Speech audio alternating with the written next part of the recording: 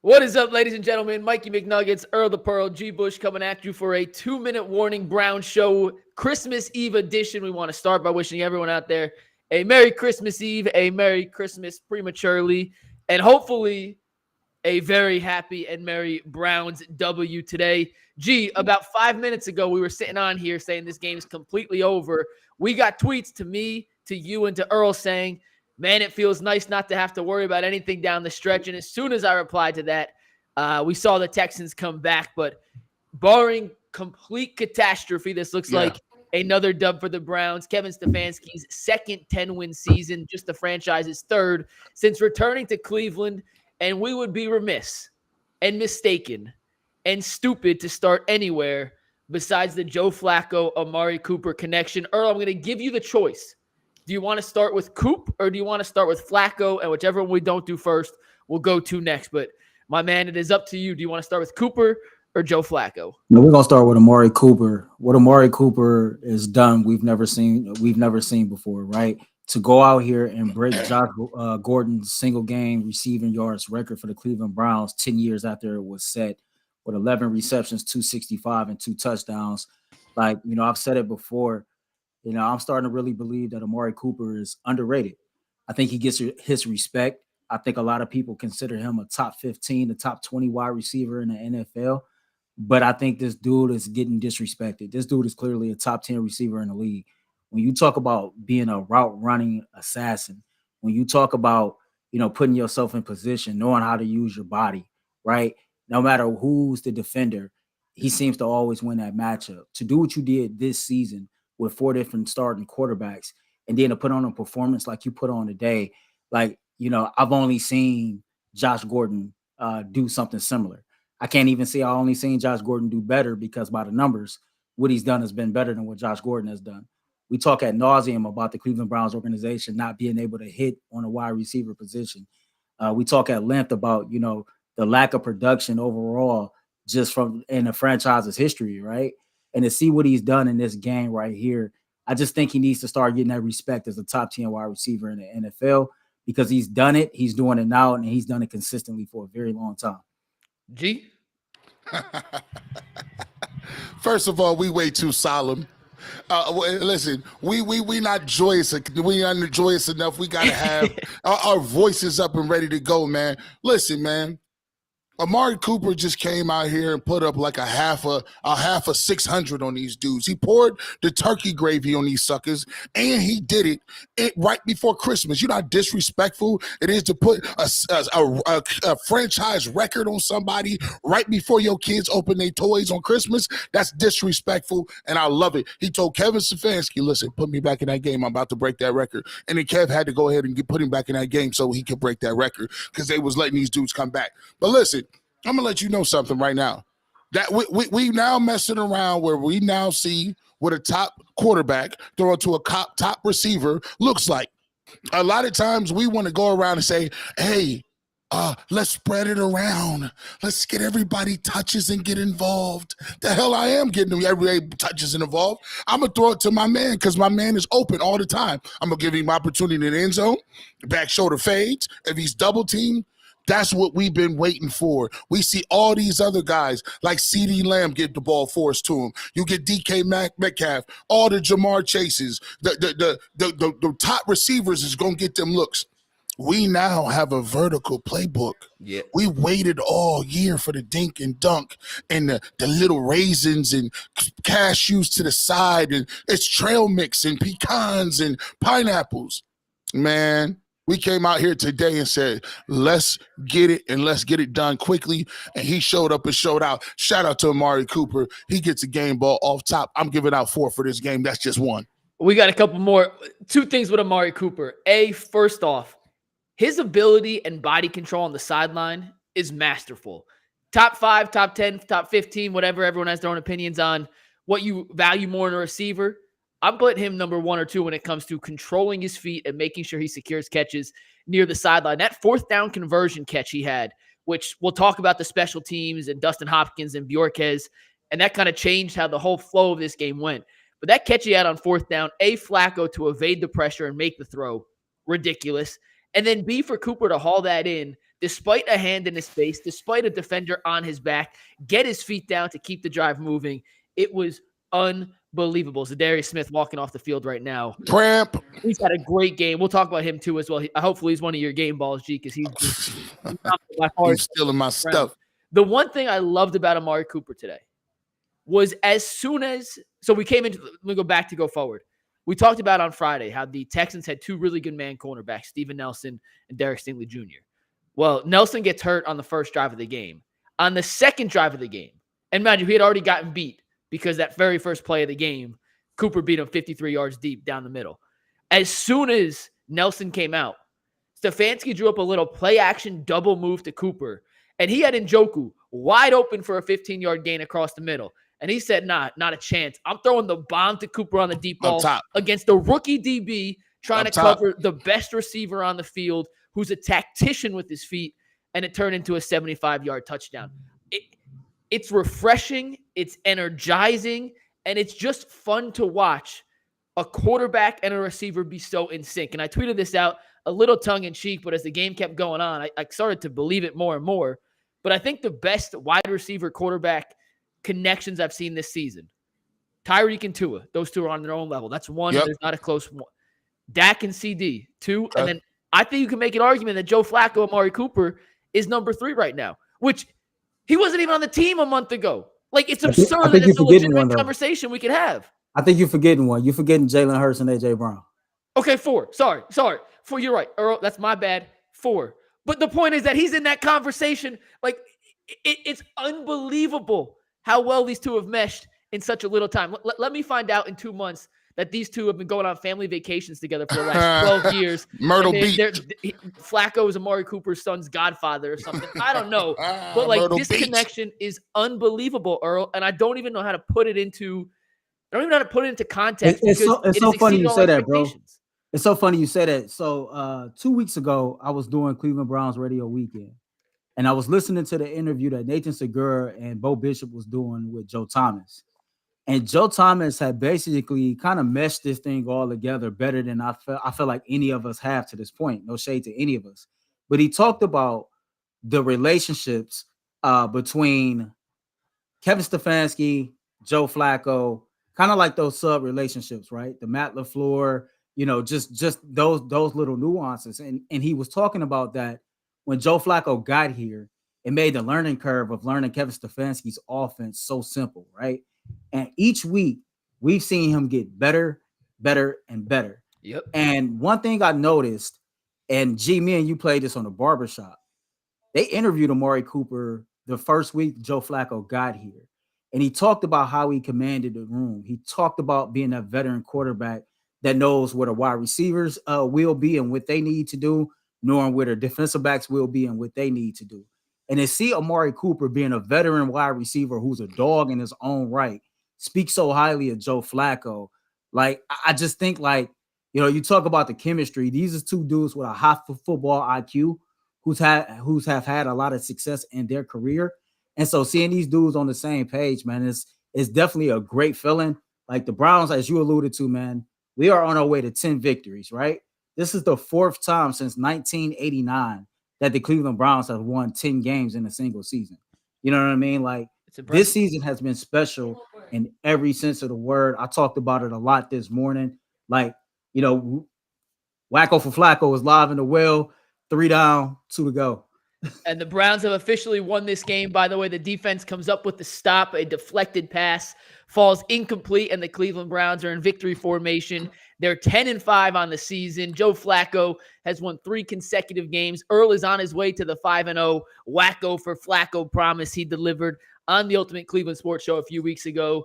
And G, before we move on to Flacco, any last thoughts on how quickly Amari Cooper and his new quarterback have developed a chemistry that I think we all thought was possible, but just not this quickly? Man, listen, these dudes is good.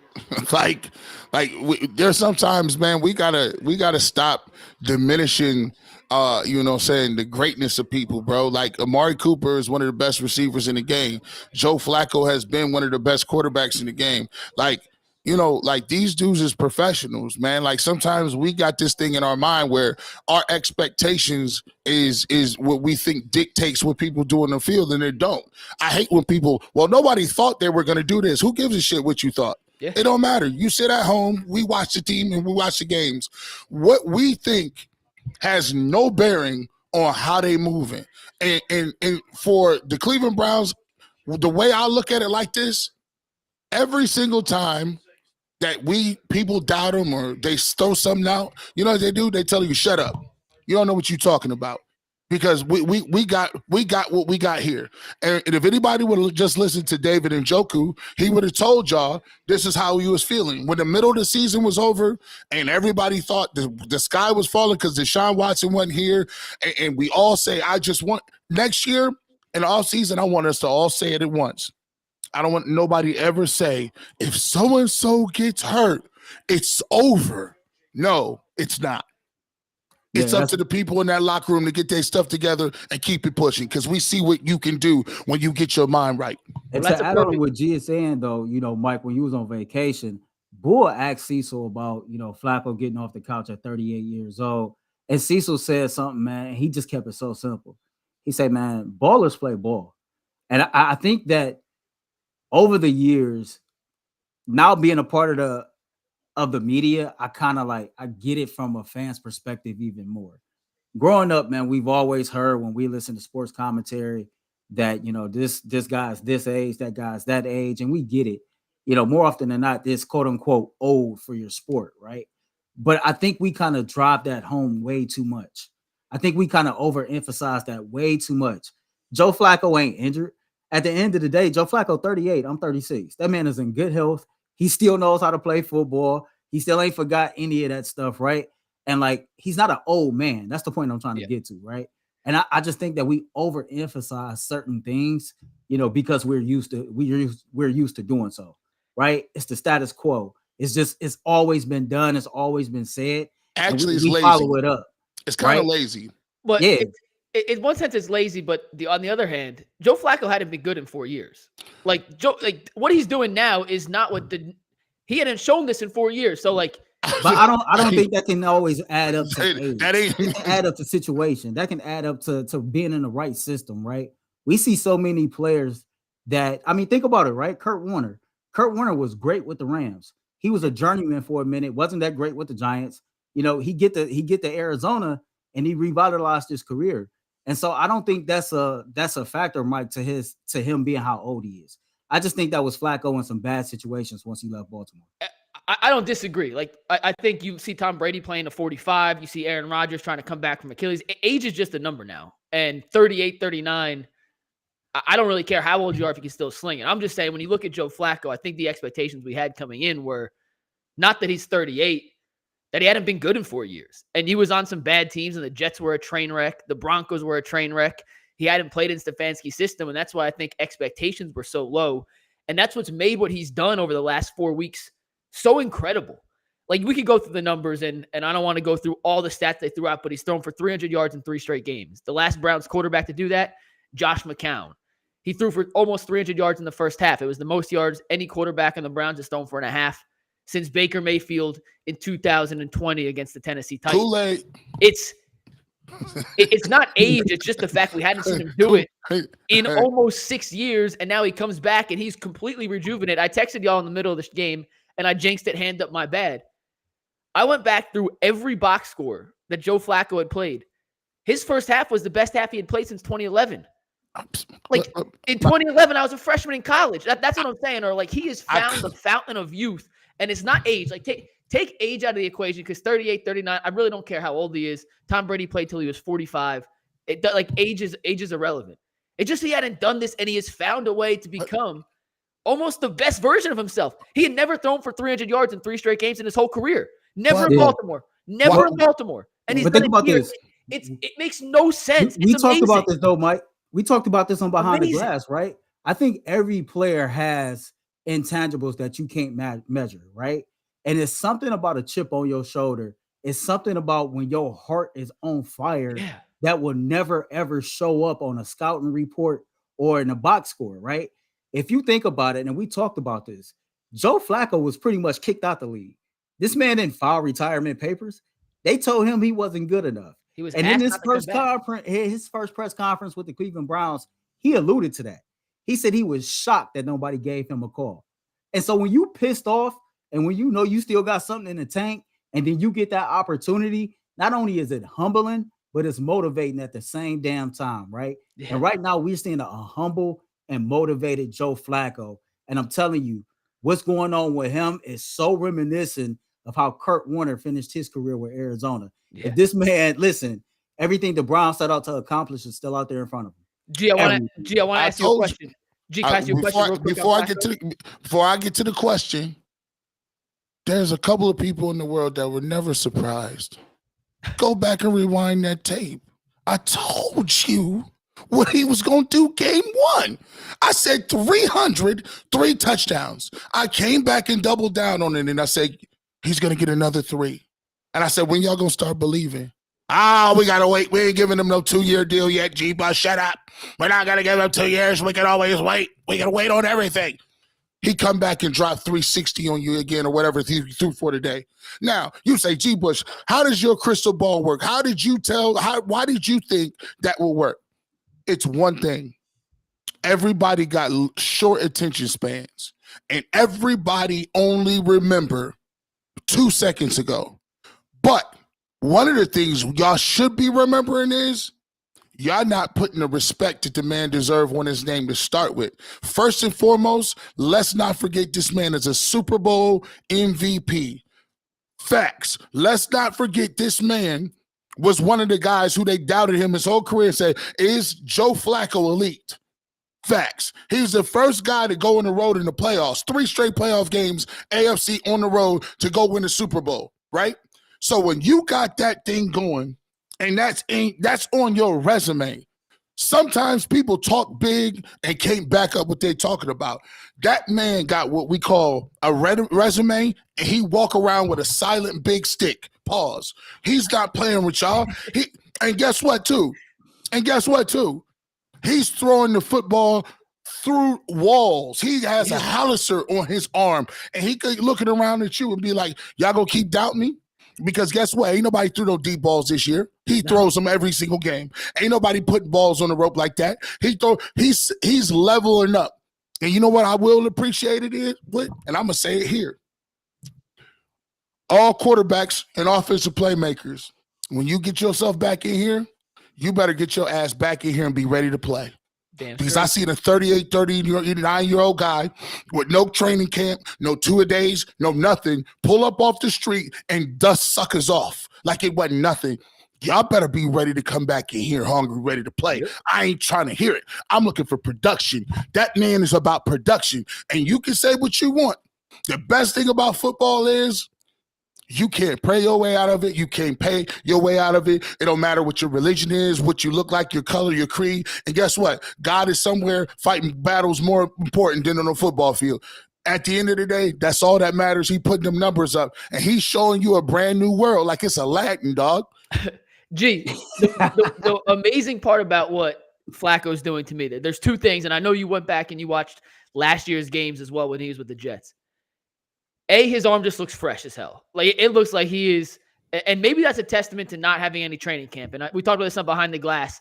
Like, maybe he just got so many bullets because he didn't throw 2,000 passes in training camp. But B, I don't know where he found a little bit of mobility, but he did not move like this last year, G. I'm telling you, nothing has surprised me more. And I'll take the L for this. I've been wrong. I'm happy I'm wrong. Joe Flacco was a statue behind a terrible New York Jets offensive line last year. If there was a defender within 2 yards of him, he was falling down like Peyton Manning, avoiding a hit. This year, he's standing in the pocket. He's running around. He's making plays with his feet. He's not scrambling, but he's extending plays. And that's been when he's almost been at his most dangerous. They're at the point where Kevin Stefanski is drawing up fake tossed rollouts So he could use his legs to create a little more separation from the defensive line to then chuck it 65 yards downfield. Gee, when you went back and watched the tape last year, and I'll take this. I was wrong. I'm sorry. Joe, I apologize. I'll man up. Like, I didn't think you had it in you, brother. But he did not have that last year, and he has found it again. And it has been so fun to watch how the offense has come together, how Joe Flacco has kind of reinvigorated what they do. And it looks like they're just having a ton of fun, man. And when you watch from back and the couch from where we're sitting, that kind of radiates off the screen. And I've just enjoyed it. And I guess at the end of that's a long way to say I'm having fun watching Browns football right now. Man, we haven't we three young dudes, man. And you know what I like about young dude energy? See, we ain't been in the game long enough to be jaded. Nope. We ain't been in the game long enough to be like, oh my gosh, this is so bad. We're a dumpster fire. I'm going to keep it real. I don't care. We be talking about stuff that don't even matter. I don't care if Jimmy Haslam want to roll a F-150 on the field and have his whole church on the field. At the end of the day, as long as these dubs is coming, and let me just say this one time too, so we get this out the way. I commend Kevin Stefanski on one thing. He said, I'm not taking no prisoners and I'm not making no excuses. For years, we sat up here and we talked about how terrible and trash the Haslams are, like D and Jimmy that took snaps. At the end of the day, Kevin Stefanski got an opportunity to make his script. He has an opportunity to make his bed, lay in it, do what you need to do. And guess what? Joe Flacco do too. So when you watch ownership and all that other stuff, I think from now on, we can say, when it's working and it's on the field and it's looking good, we're not worried about what's going on in the coaches in the owner's suite. We don't care where Jimmy Haslam is. We got an opportunity to do what we need to do in this field, and that's most refreshing. Hey, by the way, Ant is not here with us, so we're going to do our best with super chats. These things come flying by, so if we missed one, we apologize. But Earl, this one's from OP Method. He said Tom Brady, Kurt Warner, Joe Montana did it. It's time to accept Flacco as a better quarterback and leader than Watson. This is regardless of how they finish this year. I think there was one more above from P. Rothstein, which if we could find it again, I'll try to throw it up. Fume said Jerome Ford in last 2 games, 22 carries, 48 yards. The running game is non-existent at the moment. And P. Rothstein says, happy holidays to all at UCSS. Flacco is the perfect quarterback for Stefanski's offense because he can get up under center and utilize true play action. Plus, he has a big arm. What a show, G. Bush. What up, my guy? If there's another super chat, I promise we'll do our best to get it, but we do apologize. Ant's usually the one keeping those in a backlog for us. This comes flying through. Earl, let's talk a little defense for a sec. They gave up those 2 touchdowns late after the game seemed to be fully in hand. Za'Darius Smith played what I thought was his best game of the season.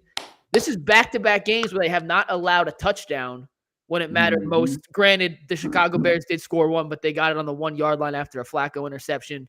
Today, the only touchdown scored before garbage time was a kick return touchdown. The defense is clicking at the right time, and it's a lot of fun to see this unit get back to the play style we saw earlier in the year when it was damn near impossible to move the ball against them. All right, so it's a whole lot of good. I'm going to focus on the good, but before I focus on the good, bad job out of the backups. For every backup on the Cleveland Brown, man, you got an opportunity to kind of prove yourself worthy and show that we can count on you in case something was to ever go down with one of the starters. As we close the season and head to the playoffs, understand you might hit the field. And garbage time or not, you need to bring the same intensity that the starters bring. The fact that the starters even had to come back in the game, that's a bad job out of every single one of y'all. Just something to think about. Now, as far as the defense go overall, man, to me, I really think this was the best defensive performance of the season. And I'm going to tell you why. One, it came on the road. The Cleveland Browns defense at home versus on the road, you a numbers guy. The numbers it's night and day. It was 11 versus 31.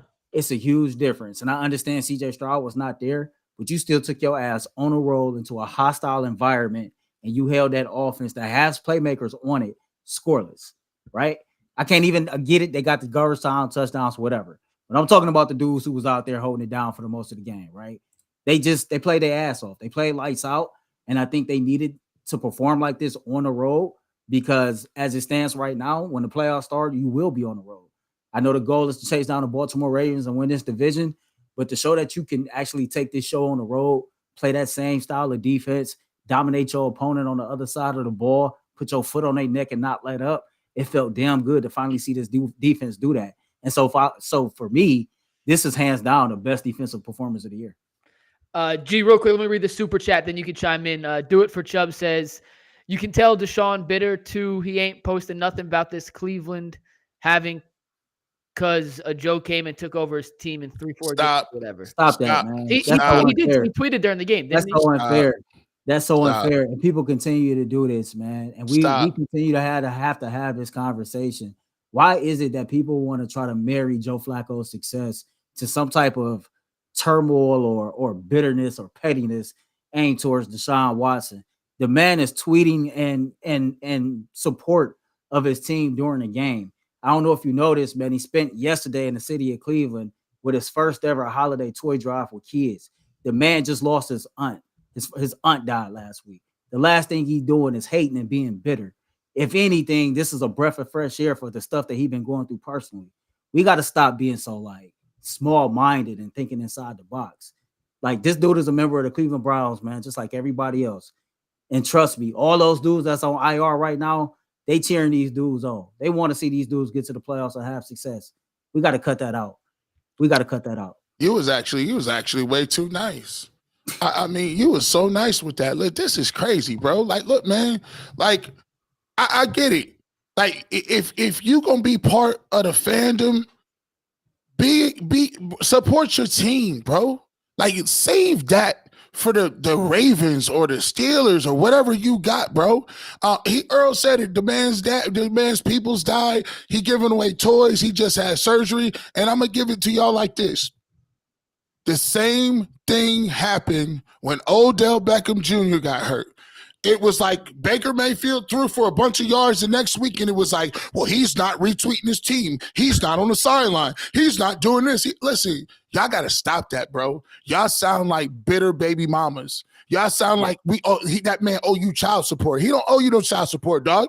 At the end of the day, everybody on the Cleveland Browns team is rocking and rolling. Everybody is supporting the Browns team. We happy for Joe Flacco. We happy for Kevin Stefanski. And guess what? We happy to have Deshaun Watson back next year. Now, we're going to keep that pushing. Now to your boy Flaccovelli. Shout out to him. And the great thing about Flacco, he's not going to give y'all nothing to chew on. He's going to sit right in there and be a professional and talk his talk and lead his team.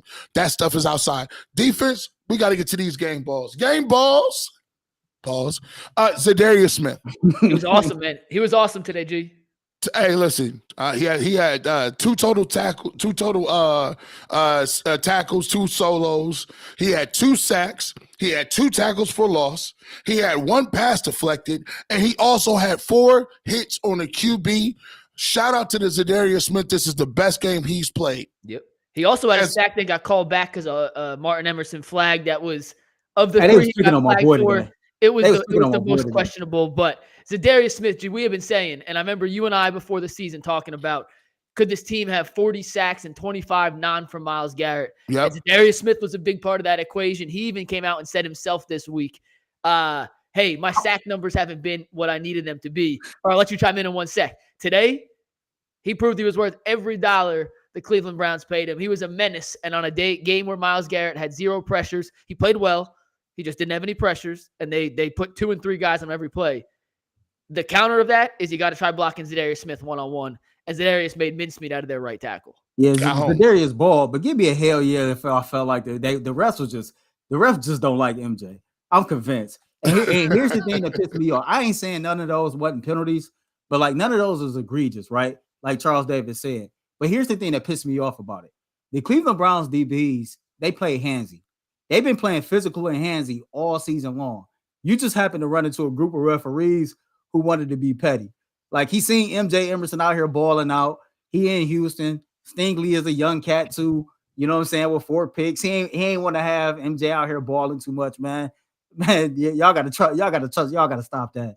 Y'all gotta stop that, man.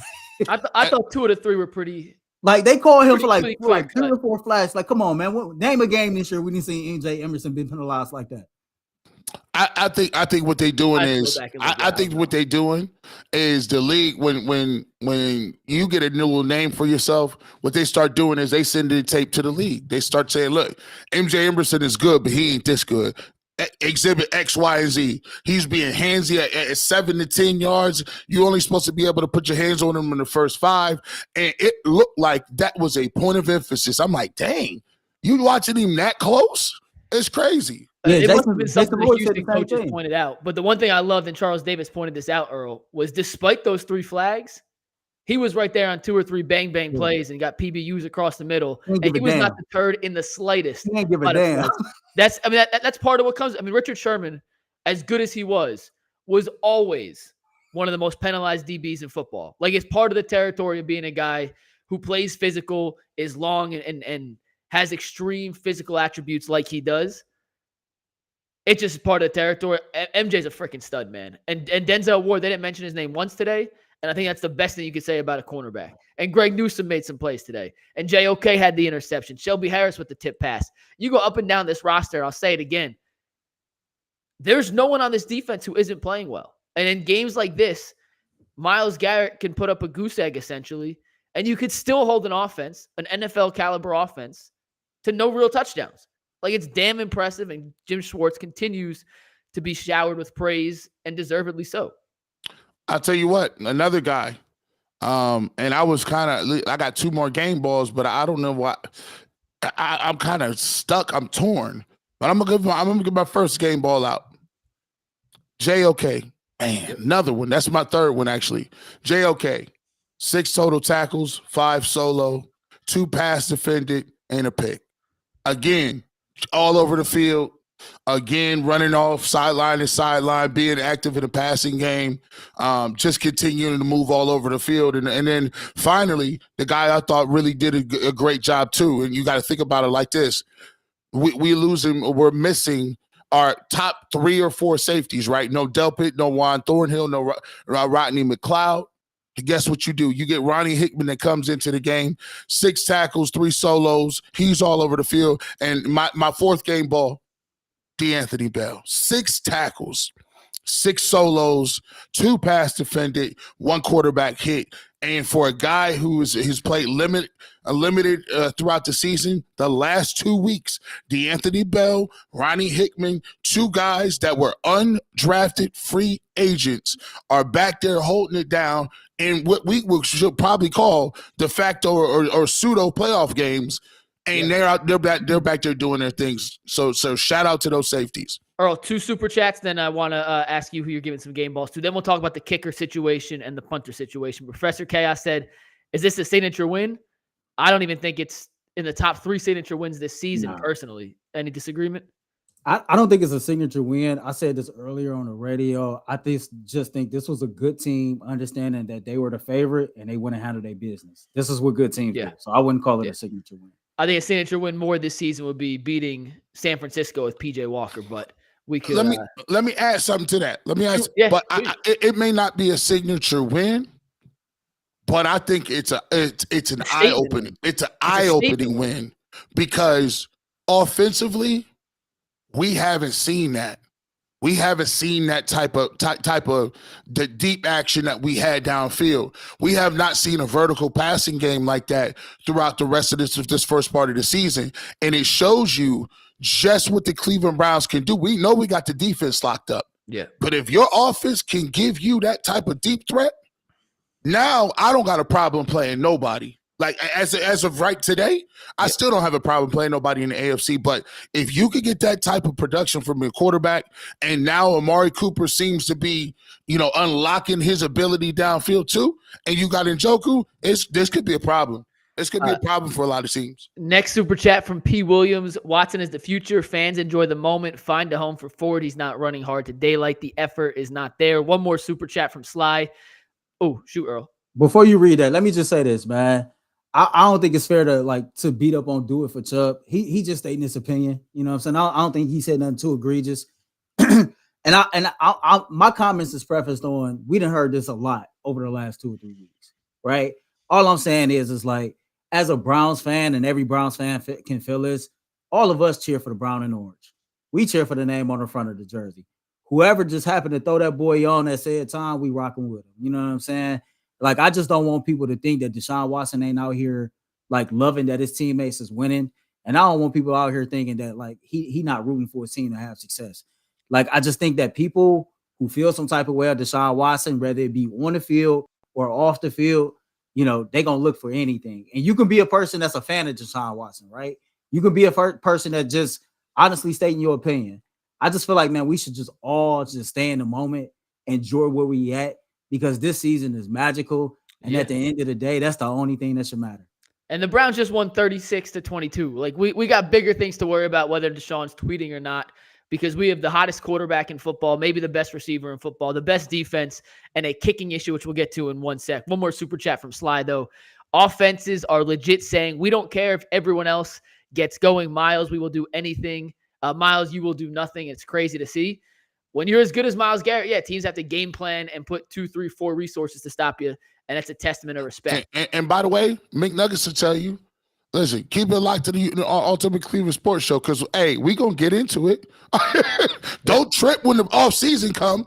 Don't you act like we're not going to dive head first into that comparison and contrasting and with this and that. But we got a couple of weeks now, so don't get it twisted. We ain't scared to taptoe around nothing. Like, we'll talk about anything, and you don't got to apologize for your opinion. At the end of the day, you know, what we trying to say is, look, we 10-5. I'm trying to whirl and get as clean as I can before this playoff. And right now, we ain't had really great seasons like that, so I'm going to just celebrate with that Kool-Aid. One more game ball we got to give out. The offensive line, G and Earl, for being on its 4th and 5th tackles, for having a hurt Bitonio, for Ethan Pochich coming back from a stinger and not necessarily practicing as much as we would have liked to the last couple of weeks. They are giving Flacco ample amounts of time in situations I just did not foresee coming. Now, it definitely helps when Jonathan Greenard, the Texans' best pass rusher, goes out on the first drive. They're already without Will Anderson. But even going back to last week and the week before, if you had told me the offensive line with Jerron Christian and James Hudson and a mismatch of guards and tackles and centers would be protecting a guy who I didn't think was as mobile as he's shown to be, I was going to say we lose that battle every time.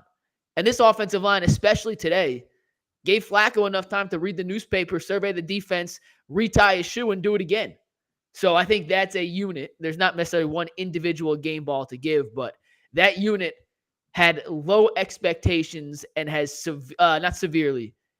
extremely surpassed and overcome any level of competence I thought they could have. And those 5 definitely deserve some recognition and some credit for keeping Joe Flacco afoot. Hey, McNuggets, did you peep our boy, my man that can't pass block but can run block like a savant? Did you see Hudson on that pullout before scoring that touchdown? Yeah, he was I great. Look at my man. He was great. You saw him do what? You seen him and pause, but you seen him pull out his end zone. It's just so crazy, man, that a dude who can't pass block to save his life is pretty damn good at run blocking. We got 3 game balls to give out. Obviously, man, the one on offense for me is going to Amari Cooper. Not only did you become the first Cleveland Browns wide receiver ever with back-to-back 1,000-yard seasons, but you broke Josh Gordon's record on the same damn day. So shout out to you. You did what you do, abuse young corners who don't know no better. I got to give my defensive game ball, believe it or not, to Alex Wright. You know what I mean? Played well too. Yep, good call. Last 2 or 3 games, you've been seeing 91 get his nose in there, kind of get his jersey dirty and making some plays. I got to give one above Bubba Ventrone, because to have your special teams unit give up that only real touchdown of the game to lose your punter and your kicker, like. I just got to give it to you for surviving. I know you stressed out, man. Andrew Berry got you, bro. That's it. Man, take that ball right back from him. Yeah, no. They gave up an onside kick. They gave up a kick return touchdown. Come on. Yeah, but I got to give it to Bubba, man, because outside of that, man, Bubba dealt with a lot. Okay, Bubba dealt with a lot all game. He got to go to church then. Let Bubba breathe. I'm with you, G. You gotta let Bubba breathe, bro. We ain't had no punter, we ain't had no kicker. All of a sudden, listen. When they missed that extra that onside kick, I was like, you ain't got the hands team out there. I was salty. I was hard. You give it to him. It's your game ball. I can't steal your game ball and take it away. It is what it is. It's your game balls. Just for sticking it out, man. But let's talk special teams, Earl. I'll start with you here. But Dustin Hopkins tweaked his hamstring, chasing down Dameon Pierce on the kick return touchdown. I don't know what happened to Corey Bjorquez, but he got hurt in the game at some point. We obviously won't learn their status until later in the week. I'm assuming if it's a tweaked hamstring on a short week, Hopkins probably will not be available for Thursday. That's just a complete guess based on the typical timeline for an injury like that. But you have to sign a kicker, right? You can't go into the Jets game without any threat of a kicker. And two, well, let's do that first, then I'll ask you the second question. But they have to sign somebody just in case, right? You can't go into the Jets game at home on Thursday night without a viable option and a kicker with one tweaked hammy. Oh, you better believe a new kicker coming soon, man. Like you seen the camera cut panning up on Andrew Berry. They took the camera off. Andrew Berry was on the phone already making some phone calls. Trust me, it's punters and kickers that's on flights right now on their way to Berea, and they finna have some tryouts tomorrow.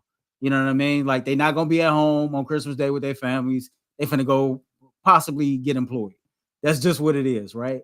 And I trust Andrew Berry to do what he's done all year. You know, a problem come about, you get in there and you fix it. It's just that simple. So, you know, I trust that he'll go find us a kicker. I trust he'll go find us another punter. I wouldn't even try to rush Dustin Hopkins back in time for Thursday night, right? This is a big game. Now we're talking about national TV at home against the New York Jets with an opportunity to clinch a playoff spot, okay? I don't want to put my kicker in a bad situation to where it's probably going to be cold outside. Hammy could get even tighter than what it already is. No, you go chill out. You know what I'm saying? Get your rest for a week or so. We get another kicker in here for the Jets game, and we just take it from there. And hell no, the kicker is not Cade York. Are y'all crazy? Yeah, thank you. Thank you. Y'all crazy? Thank you. G, what should they do? If he ready to go, I'll see what it is. If he ready to go, I'll play him. It's up to see how he is in kicking and how he is in terms of how he feel. And another thing is, I don't know if it's his kicking leg or his plant foot, and I don't know if you're a kicker. Hey, we'll get Dave. Reach out to Dave Zastadil, my old teammate. Can we get Z on? I know he's somewhere out there. Can we get Dave Zastadil, figure out what's going on with these punters and kickers? But you know, if they're available to go, I'm all for it. If not, I still think they can win this football game. And especially as it being at home and the way the defense is playing, I got faith in the Browns, even if they don't play. But I will say this. This right here. McNuggets, after we get to this, we got to get to because I know you'll probably talk to Bull and Jason about this. Updated bracket. It looks like the Ravens is going to get that bye. Well, correct. Whoa. The Ravens got to play the 49ers tonight. Hold on. So you're getting ahead of it. You getting ahead of it. If the Ravens lose to the 49ers tonight and then lose one of the next two games, the Cleveland Browns is division champs if they win out. Yeah. So it's too early to get any sort of one seed. Everything for the Browns that they're trying to accomplish this season is still set out there to be accomplished. Like it's still out there. I'm gonna be watching that game tomorrow night, and I'm gonna be cheering for like hell for the San Francisco 49ers. Yeah, that's the right answer. Real quick, and I saw a couple super chats come in. I can't go back and find them. If they got on the screen, thank you. If we missed them, I truly am sorry. Ant's usually on the back end keeping an eye on it, but the chat moves so fast that these things come flying through. So if we missed one, I do apologize. Matthew Culpa says the most fun I've had since 2020. I believe in this team. I believe in Stefanski. Go get Stefanski. Go get another team. I think he means to beat another team. Gee, more concerning if Bjorquez and Hopkins are both injured in the long term. What's a more pressing need, a kicker or a punter? A kicker. What do you mean? Punters is like, okay, yeah, I know we want to punt the ball and keep them, inside the 20 and pin them down and flip the field and all that good stuff. But come on, man. Of course it's a kicker. We talking just look how bad. I kind of like the 4-down mentality though. Like I know it sounds crazy. I like the aggressiveness. We would have beat these dudes by like 50 if we had a kicker. Yeah. We would have kicked like 8 field goals. We should have had like 50 points in just extra field goals. No, we need Hopkins back under any means necessary. Like, especially when you're talking about in the playoffs. Right now, we kind of happy because we just kind of blew them out. But just understand the pressure that comes with making extra points and field goals in the playoffs. That's going to be paramount. You're going to be over here choking yourself, just waiting for the ball to go through the upright. So, of course, it's the kicker. And I think we could get by without either one of them if you sign a regular place kicker and a regular backup if you were hurt and do need to sit them. Yeah, hopefully we'll get be an all right. injury We update can go tomorrow get a from kicker. Kevin Stefanski. Earl, what's up? Yeah, we'll go get a kicker, man. I think we're all right, man. Real quick before we continue, shout out to everybody that's in the chat. Shout out to the UCSS fans, man. Make sure y'all hit that like button. Make sure y'all subscribe to the Ultimate Cleveland Sports Show. We appreciate all y'all do. We sitting right here at 2,300 plus strong. Shout out to y'all, man. Definitely. Hey, hold on, Earl. You forgot. We at the 7th inning stretch. And right now, I think we need to do a 5-second pause for the like button. Let's do it.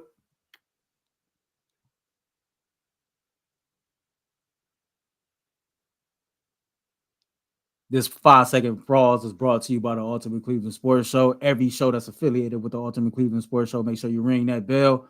We up because y'all up, man. Let's do it. G, can I be honest about something, G? Sure. Today was an absolute ass kicking by the Browns. Yeah, it was. And I think because the final score in the last 6 minutes got a little fluky with the onside kick and all the shenanigans with garbage time, for 55 minutes, this was an absolute ass whooping. A flat-out embarrassment for two teams in the playoff hunt. And you look at the teams competing for the Super Bowl berth in the AFC. And granted, we'll find out more. There's still a lot of games to be played. A lot of the teams above the Browns at the moment are still having to play their Week 16 games. But the Houston Texans were 8-6 with their backup quarterback. And I don't want to hear that because the Browns are on their 4th. And they have just as many injuries as the Browns as well. They're the 2 most injured teams in football. And the Browns came out there without a running game. And seriously, the running game's an issue. We're going to have to talk about that, G. They have to find something. They went to the Wildcat to try and solve the issue like it was 2004 Auburn playing Mississippi State in the SEC with Ronnie Brown and Cadillac Williams. Like that's a legit issue. Trust me. We'll talk about that. But despite no run game, they held the Texans to under 150 total yards. Joe Flacco threw for 375. Amari Cooper caught 265 himself, and it was never in question. He broke the single game record. It was never in question. And you look back at all the games they've played this year, G. How many times have we sat on this show and the last 2 minutes take 30 minutes because it's some sort of chaotic, your heart rate's pumping through your chest? This felt so good to be able to savor and enjoy a win where the Browns, for 85%, and I'm counting the 15% as the run game that wasn't there, for 85%, were clicking on all cylinders and proved that when they play well, they can beat anybody. I don't care if it's the Niners again, the Ravens, the Chiefs. I don't care. If this team plays like it did today for the first 55 minutes, it can win. It can beat any team in football. Any team. First of all, before I get into what I said earlier, Mike, I kind of echo what you said. They just flat out whooped their ass. Like, this is one of those Stone Cold Steve Austin 2001, that invasion versus Chris Jericho ass whoopings. Like, stunner after stunner ass whoopings. Give me a hell yeah, matter of fact. Like, that's what this was. I said this morning, I was on the Cleveland Browns Bud Light Tailgate show, and I said this morning, I felt like this game would go exactly how it went. I felt like that the Browns would dominate from start to finish. I felt like that they would get the lead, and they would pretty much coast. The only issue I have is the backups on defense came in. They did not handle their business. But the Browns came in the Houston Texans. They came to H-Town. They got the victory that they needed to get, and now you get the opportunity to go home Thursday Night Football on national TV with an opportunity to clinch a playoff berth. National media have been blowing us up for the last 2 or 3 weeks. Like, how fulfilling would this be? You know what's so funny? When the Cleveland Browns, I was at this game. I told y'all the stadium shook. The Cleveland Browns played the New York Jets Thursday Night Football the day that Baker Mayfield broke that winless streak. So, I'm really looking forward to this game. I understand like what the stakes are with this game. But before I even get there, let's go 49ers, man. I need y'all. Yeah. I need y'all. And G, real quick. I see this in the chat. The Browns cannot clinch this week. They can clinch with a win on Thursday night, but their current playoff odds are at 99%. So they can't clinch. It's not 100%, but they are literally as close to clinching as humanly possible. And if they win, they're in. That's all good. I'm right. We listen, right now we comfortable. Like, see, this, I go back to last year. Last year, the Kool-Aid Mafia came out of people laughing and joking because I said, we was going to win 6 games with Deshaun Watson. I said I'm drinking a 6-0 Kool-Aid. And people laughed and joked until we got to this year. And I said, well, listen, I'm going to just go ahead and double down, and I'm going to just go ahead and accept that. And so now when people is on the ground level with the Kool-Aid Mafia, it's all about belief and believing in something what you see. Trust your eyes. And the eyes is telling me that the Cleveland Browns is one of the teams that are going to be a problem in the playoffs. They're going to be a headache. And for everybody that's in the Kool-Aid gang, in the Kool-Aid Mafia, they used to laugh at us. They used to think we were gestures and ha, ha, ha. G. Bush in this nice little story. He's really funny, man. Sometimes, man, I like he adds comedic value to the situation. No, I wasn't joking. We was dead serious when we said we was going to get what we was going to get. We was dead serious when I said years ago David Njoku was going to be a ball player. Now, all of a sudden, it's now or later, just like the candy. You either mess with us now or you got the price tomorrow is different. So for everybody that's on that ground level of the Kool-Aid Mafia, it feel good today, don't it, to be 10-5 and saying, I told you so, suckers. Oh, you have a favorite play from today's game? We'll wrap up here in a few minutes, but do you have a favorite individual play? Because there's a lot to choose from in today's, once again, favorite of the Texans. Favorite individual play from the entire game? I think it's the first touchdown to Amari. The play action to Kareem Hunt. First of all, even if you would have gave the ball to Kareem Hunt, he was about to gallop for 20, 25, 30 yards. The play design on that was so crazy. But to sling it out there, you had a one-on-one against an inexperienced corner. Even when the corner tried to hold and tug, it still wasn't enough. Like, you just continue to see Amari Cooper, show different elements of his game, of why I believe he's a top 10 wide receiver. You see Joe Flacco showing that big, strong arm. You see Kevin Stefanski with the good old play action pass.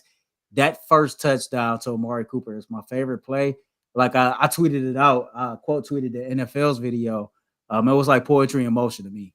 Yep. G, favorite play? Oh, there were so many of them today, man. It was so many of them. I would have to say, man, it was a throw. I want to say it was like a 13-yard comeback route, right? And I think it was one of they had the advanced analytics on it showing how much of a dime that was to the outside and to be him for him to throw that ball that many yards in the air for him to catch it. So it for me, it's just anything with Joe Flacco throwing the ball on the sideline. And there was another one where Amari Cooper went up and grabbed it and it was just like, got both feet in. I'm like, man, look.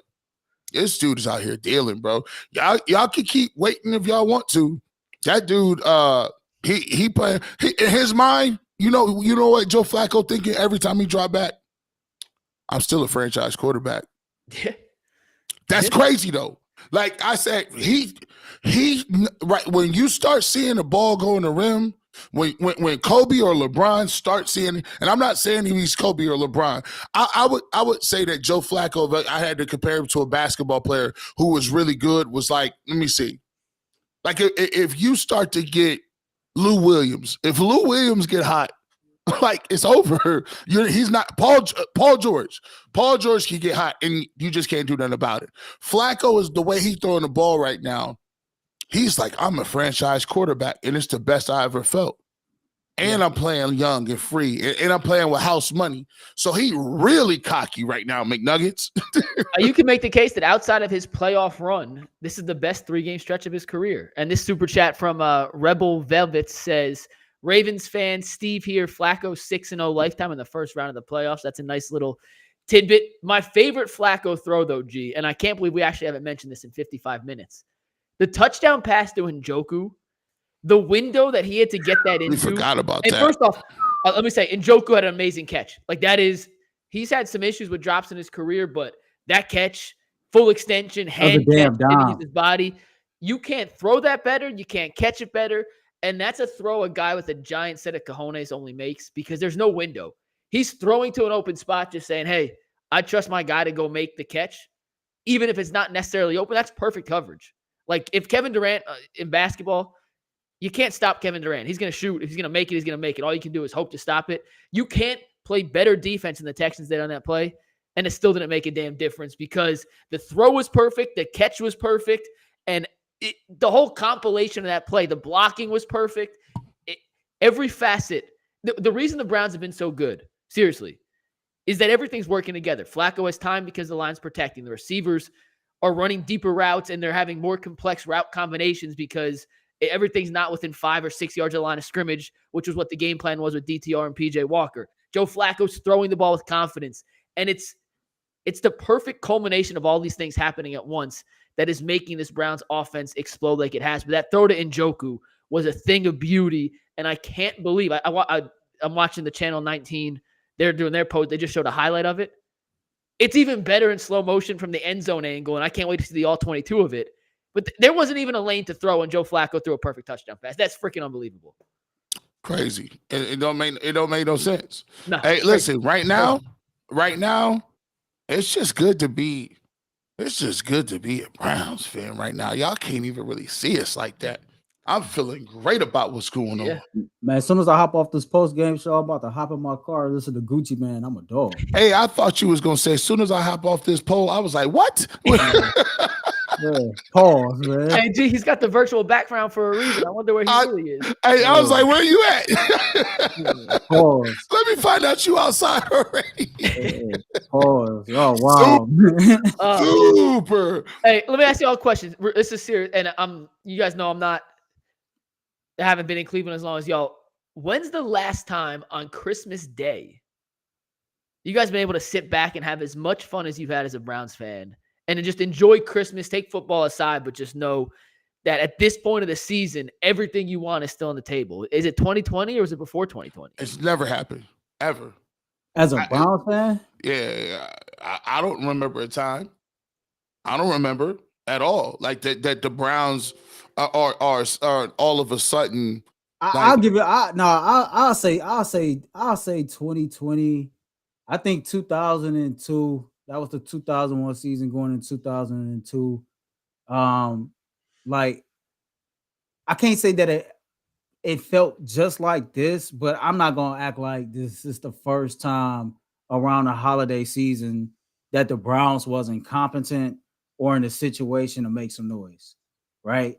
Because I can remember it's been few far in between, but like I don't know if it was Christmas or not, but the William Green, I think it was like a 71-yard touchdown run versus Atlanta to clinch the playoff spot. Yeah, that was 03. Or like, you know, when the Browns was headed to the playoff, that was 02. That was 02 because we lost to the Pittsburgh Steelers in the first round after blowing a big lead in the fourth quarter. But the point I'm making here, I get your point, Mike. It's been few far in between. It does feel damn good to sit here on Christmas Eve, victorious, 10 wins, knowing that your next victory clinches you a playoff berth.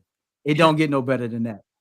And it can happen in less than a week, guys. Like, that's the beautiful part of this. We have a show tomorrow. So just so y'all know, there is going to be a show. It'll be pre-taped, but there is a show for you tomorrow. Then we're back Tuesday. We already have our attention turned to the Jets. We have the Jets on Thursday night at home, last home game of the season. And then we have a reaction TV show on Friday, first ever live reaction show we've ever done. So we don't even have time we have time to enjoy the holiday, but this is coming quick, guys. And if they can win on Thursday night, and we'll end with this. If the Browns win on Thursday night, we have 10 days to celebrate a clinched playoff spot and a chance to ruin Cincinnati's season in the season finale.